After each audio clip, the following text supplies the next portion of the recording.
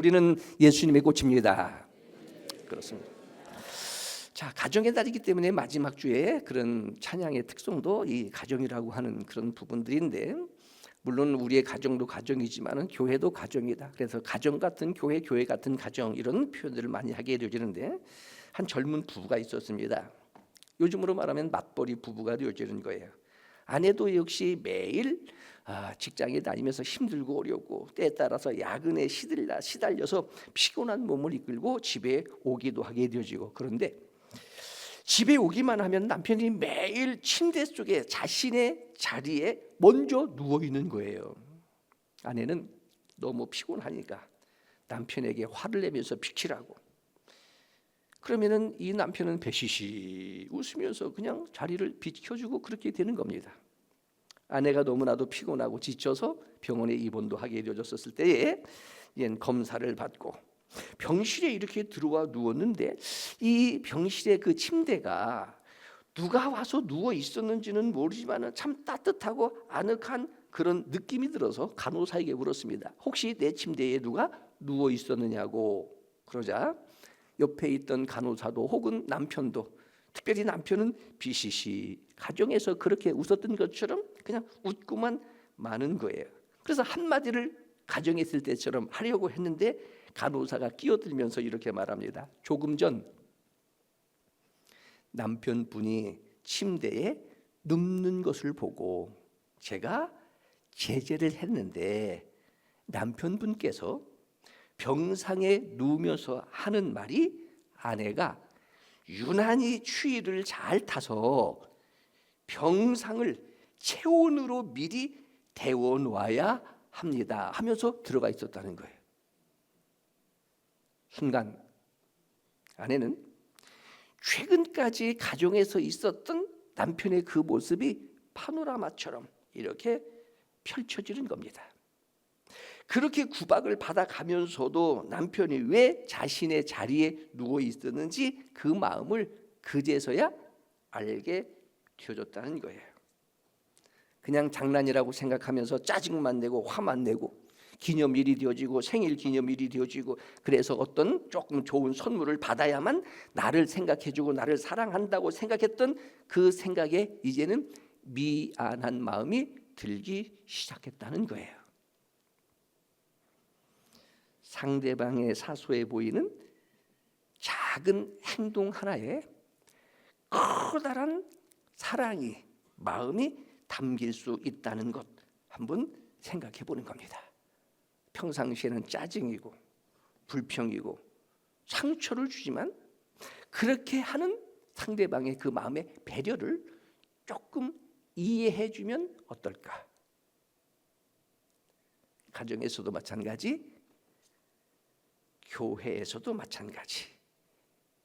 이 글이 제목은 오늘 내가 살아갈 이유라고 하는 그런 글 중에 짧은 한 부분들입니다. 여러분, 보편적으로 원망이 많습니다. 불평이 많습니다. 그러면서 질병도 있고요. 심지어는 어떤 조직의 분열과 다툼도 있게 되어지고요. 시기와 질투도 있게 되어지고요. 먼저는 여러분, 마음이 평안하냐 하는 거예요. 가정에 들어가면 마음이 평안하냐 하는 거예요. 교회에 오면 마음이 평안하냐 하는 거예요. 나라를 생각하게 될 때 어떻게 보면 나라가 지금 난맥상이다. 의료 대란부터 시작을 해서 어떻게 보면 전쟁의 위협으로부터 시작해서 뭐가 법인지 뭐가 안본지 뭐가 정치인지 심지어는 뭐가 도대체 교육인지 심지어는 종교까지도 함몰되어져 가고 있다라고 느껴지는 이 현실. 그 안에서 신앙적 측면에서는요, 교회의 위기라고 할 수도 있고요.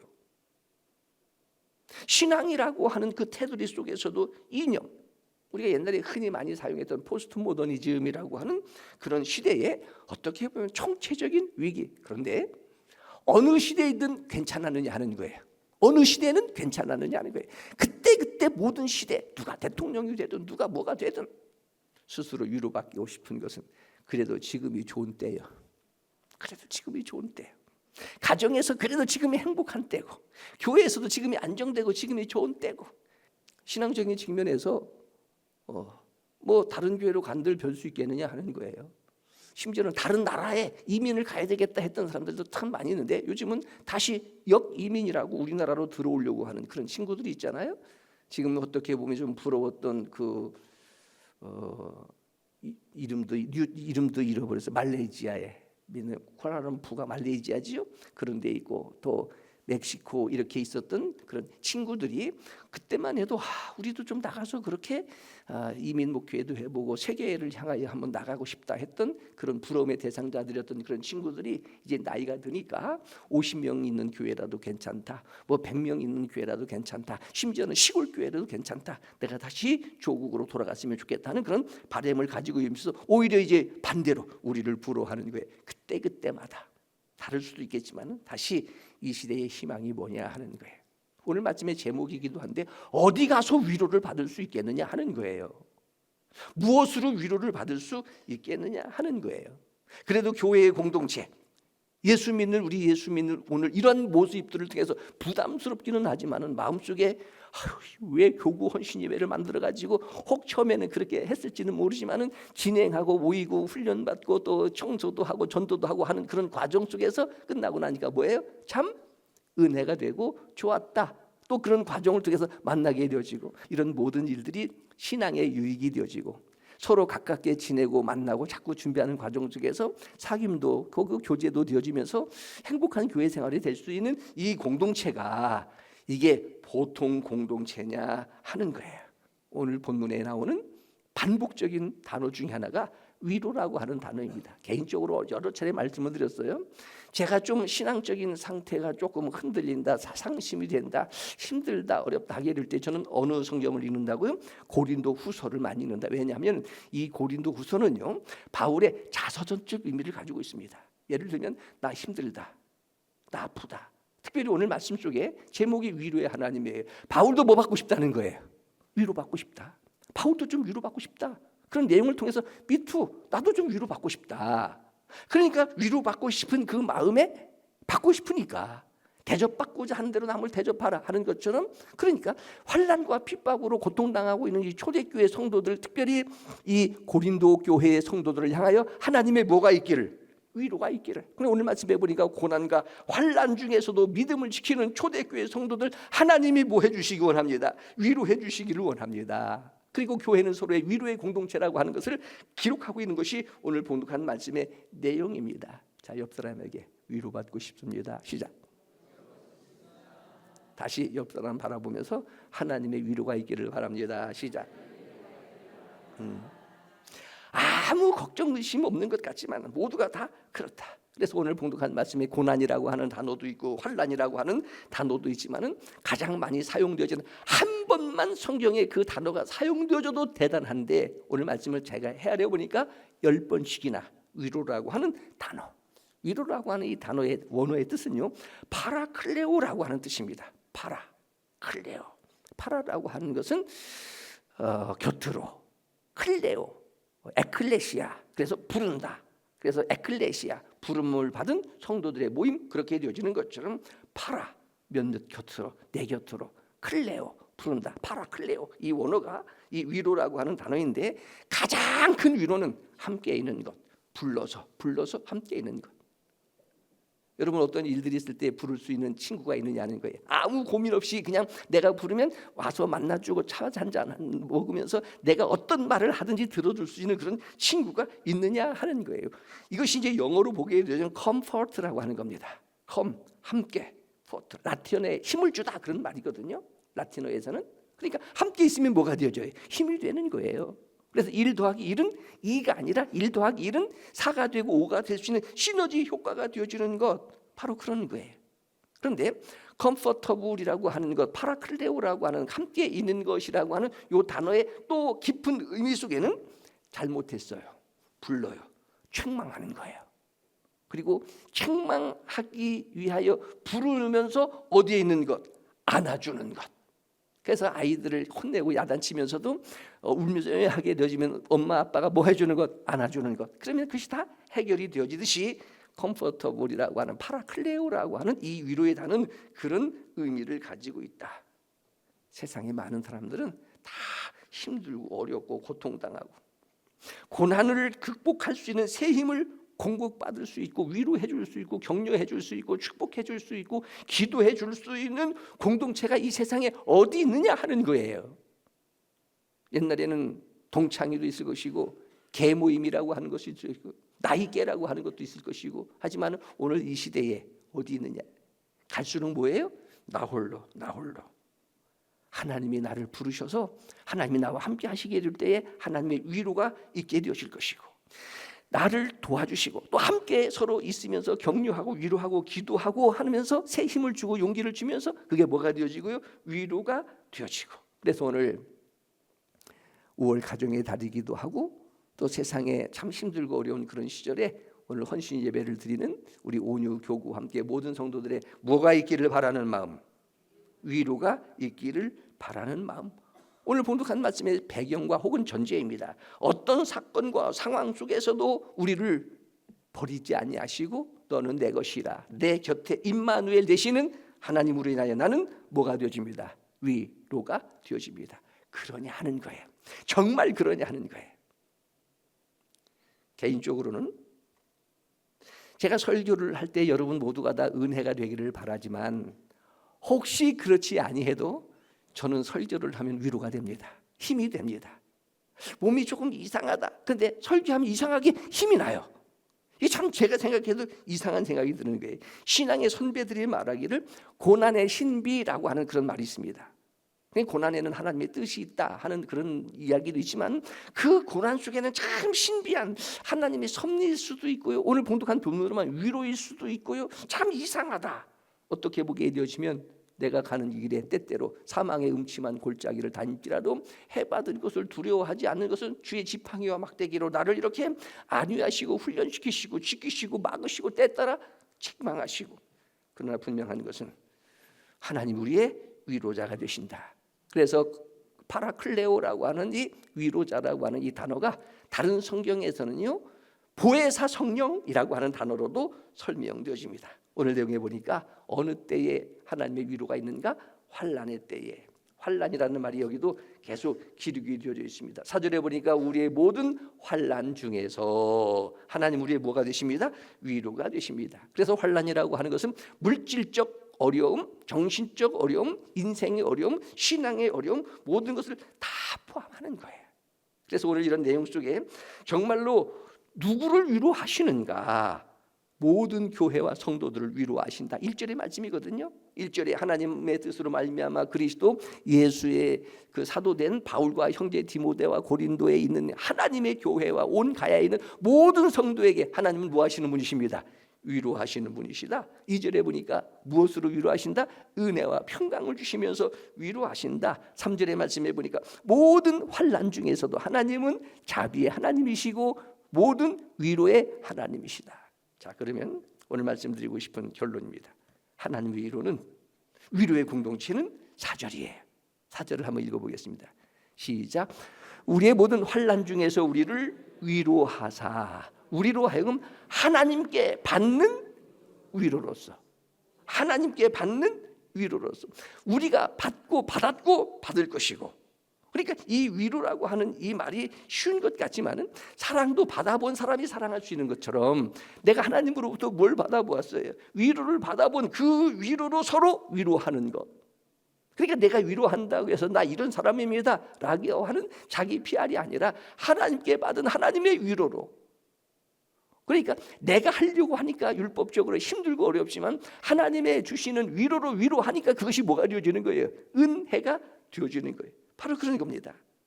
그러니까 신앙 안에서 이런 관계가 있느냐 하는 거예요. 조금 다른 표현으로 말하면 그 사람을 존경하고 내가 사랑하고 만나면 즐겁고 기쁜 그런 사람이 있느냐 하는 거예요. 사람 보고 교회 다니는 것은 아니지만은 또 사람 때문에 실망하고 낙심하는 건 아니겠습니까? 그러니까 내가 참 힘들고 어려울 때 그래도 그 사람을 보게 되어지면 그 사람을 보면서 내가 감동도 받아요. 야, 대단하다, 훌륭하다, 존경한다 하는 그 사람으로 하여금 무슨 관계가 되어진다? 위로의 관계가 되어진다. 그래서 이 위로라고 하는 단어적 측면에서 따라하겠습니다. 위로의 관계는 인격적 관계입니다. 그래서 말씀드렸어요. 가까울수록 뭐 잘해라. 예의 잘 지켜라. 예의 잘 지켜라. 가깝기 때문에 편하게 했던 그 말들이 오히려 나는 지금 그렇지 않은 기분과 감정이라면 오히려 일상적으로 받아들일 수 있는 것이 상처가 되어지는 거예요. 인격적 관계, 가까울수록 예의를 잘 지키는 관계. 그러니까 내가 받은 것을 함께 나누는 것인데 내가 뭘 받았다고요? 위로를 받았으니 그 위로를 함께 나누는 것이다. 우리의 위로는 바로 그런 위로이다. 그래서 우리의 위로가 복음이 되어지는 이유가 하나님으로부터 와지는 은혜이기 때문에 내가 위로하는 그 위로가 믿음이 되어지고 복음이 되어지는 거예요. 많이 위로하면 많은 은혜가 되어질 것이고 많이 위로하면 많은 능력이 나타나게 되어질 것이고 왜? 하나님이 주시는 은혜니까, 은사니까. 또 한 가지는요, 5절로 7절의 말씀에 이런 말씀이 있습니다. 자, 그리스도의 고난이 우리에게 넘친 것 같이. 그래서 말씀드렸습니다. 예수 믿고 믿음으로 산다고 해서 이 세상에서 고난이나 환난이 면제되어지는 것이 전혀 아니다. 오히려 예수 믿는 것 때문에 믿지 않는 사람들이 겪지 않아도 되는 고난과 어려움과 갈등과 상처를 가지고 충분히 살 수 있다. 이거 내가 그림으로 그리면 참 좋을 것 같은데 그렇게 되어지는 거예요. 예수 믿는다고 해서 이 세상에서 믿지 않고 살아가는 사람들이 겪고 당하는 환난과 시련이 면제되어지는 것이 아니다. 그것을 기본으로 해서 오히려 그 사람들이 절대로 겪지 않아도 돼야 하는 고난과 환난과 시련과 아픔과 상처와 갈등은 오히려 더 많이 뭐 때문에? 예수 믿는다는 것 때문에. 이게 고난이라. 이게 그리스도의 고난이라. 여러분 그렇지 않아요? 그런데 바꿔놓고 생각하면 야, 오히려 예수 믿는 것 때문에 너무너무 더 힘들구나, 너무나 어렵구나. 예를 들면 오늘 주일날 예수 믿지 않는 사람들은 교회에 나와서 시간 들이고 물질 들이고 봉사하고 이렇게 하지 않아도 전혀 그렇지 않습니다. 그런데 예수 믿는 사람은 이렇게 하는 이 자체가 그들에 비해서 또 다시 치루어야 되는 이게 수고일 수도 있고 그렇잖아요. 세상 사는데 그들과 또 다른 내가 겪는 교회에 대한 부담도 있고요, 섬기고 헌신해야 되는 그런 희생도 있고요, 또 교회 생활을 하면서 당하는 아픔과 상처도 훨씬 더 많잖아요. 그러나 조금 더 생각하면 그림으로 그리게 되어지면은 내가 만약에 A4 용지에 해당되어지는 만큼 세상 사람들처럼 그러한 일들을 통해서 기쁨도 혹은 즐거움도 환난도 시험도 있고 면제되는 게 아니니까. 그러나 또 한편으로 한 장 더 붙이면 이게 이제 A3가 되나요? A4에서 A3가 되어지면 한쪽은 예수 믿는 것 때문에 내가 세상에서 신앙생활하는 것 때문에 내가 인생에 손해되고 아픔이 있고 갈등이 있는 이런 것들이 있다 하기를 때에 뭐가 되어지는 거예요? 인생이 A4에서 A3 더 큰, 더 많은 똑같은 시간 속에 똑같은 환경 속에 똑같은 조건 속에 더 많은 질적 인생의 삶을 사니 절대로 후회하지 않게 되어진다. 그런 거예요. 이것을 가리켜 우리는 거룩한 근심이다라고 하기도 하고요. 그러니까 다시 말하면 우리의 위로를 필요로 하고 위로해 주시는 이유 중에 하나가 우리가 왜 이 세상에서 예수 믿는 것 때문에 교회 때문에 고난을 당하면서 그렇게 그럼에도 불구하고 살아야 하는지 그 목적을 알기 때문에 하나님 우리를 위로해 주신다 그런 말입니다. 여러분 교회에서 하나님의 위로하기 이를 때는 세상 사람들에게는 그런 위로 필요 없어요. 의미 없어요. 그런데 우리에게는 믿음 때문에 내가 당하는 고난과 희생의 그 의미를 그래야만 교회가 평안하고, 예를 들면 내가 누군가 좀 다툼이 있고 상처가 있어도 뭘 위하여? 교회의 평안을 위하여, 교회의 성장을 위하여 내가 그것을 인내하고 감수하게 될 때에 그 고난의 의미를 아니까, 의미와 목적을 아니까 하나님의 뭐가 있다고요? 위로가 있다 하는 말입니다. 베드로전서 2장 19절의 말씀에 보면 세 가지의 고난이 있어요. 첫째는요, 애매한 고난, 두 번째로는 죄 때문에 당하는 고난, 세 번째로는 그리스도를 위한 고난. 그래서 오늘 봉독한 6절의 말씀도 그런 말씀이 있습니다. 우리가 환난 당하는 것도 너희가 위로와 구원을 받게 하려 하시며. 내가 예수 믿으면서 어려움 당해요, 고난도 당해요, 시련도 당해요, 환난도 당해요, 미움도 당해요. 그것 때문에 그들이 뭘 받게 되어진다고요? 위로를 받게 되어지고 구원을 받게 되어진다. 아하, 예수 믿는 목사로 권사이다 보니까 그렇게 이해할 수 없는 상황과 환경 속에 그렇구나라고 하는 감동을 받고 나도 그래야지 하면서 그들에게도 뭐가 되어지고요? 위로가 되어지고, 혹시 그렇지 못한 사람들에게는 과연 예수 믿는 사람이구나 감동을 받고 그들도 나도 예수 믿어야지라고 구원을 받게 되어지니 하나님의 뭐가 있다는 말입니다. 위로가 있다는 말입니다. 마지막으로 한 가지 7절의 말씀을 보게 되어지면 이런 말씀입니다. 너희를 위한 우리의 소망은 견고함, 너희가 고난에 참여하는 자 된 것 같이 위로해도 그러할 줄을 알미라. 로마서 8장 18절이에요. 현지의 고난은 장차 받을 영광과 좋게 비교할 수 없도다. 그러니까 너희를 위한 우리의 소망, 너희의 고난에 참여하는 우리의 위로. 특별히 6절의 말씀에 보면 공동체라고 하는 그런 표현이 기록되어지는데 우리 너희라고 하는 그런 단어가 반복적으로 기록이 되어져요. 다시 말하면 절대로 세상은 혼자 살 수 있는 것이 아니라, 신앙생활 절대로 혼자가 아니라 에클레시아라고 하는 교회의 이름이 바로 공동체라고 하는 그런 이름이 되어지는데 너희 우리. 그러니까 이게 뭐예요? 공동체 속에 내 고난으로 인하여, 내 섬김과 희생으로 인하여 다른 사람들에게는 뭐가 될 수 있다? 위로가 될 수 있다. 이게 한 수위의 신앙이 되어지는 거예요. 이런 말씀을 함께 나누면서도 어떻게 보면 이해는 되는 것 같지만 설명의 빈약함에 의해서 조금 감동은 되지 않을지 모르지만 우리가 교회를 통해서 받는 이 위로가 이런 고수적 신앙이 되어지는 거예요. 그래서 오늘 말씀 속에 조금 더 쉽게 설명할 수는 없어도 얼마나 힘들고 어려운 시대를 살아가고 있느냐 하는 거예요. 가정에서 남편 때문에, 아내 때문에, 자식 때문에, 부모 때문에 얼마나 많은 아픔을 겪고 있느냐 하는 거예요. 눈물 흘리면서 살아가고 있느냐. 신앙적 측면에서 여러분 편안하지만은 교회에 오고 나서 항상 좋냐 하는 거예요.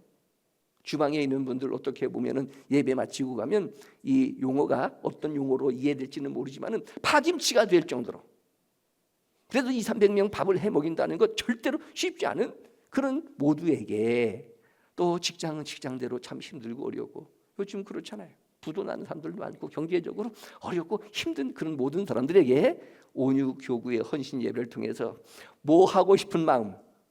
위로하고 싶은 마음. 그러니까 모든 것들은 다 잊어버려도 괜찮다. 다 잊어버려도 괜찮다. 그래도 하나님의 위로가 있기를 바랍니다. 동시에 우리 영광교회의 공동체가 위로의 공동체가 될 수 있기를 바랍니다. 오늘 이런 마음에 오늘 헌신 예배를 통해서 위로의 하나님이라는 제목으로 말씀을 함께 나누었습니다.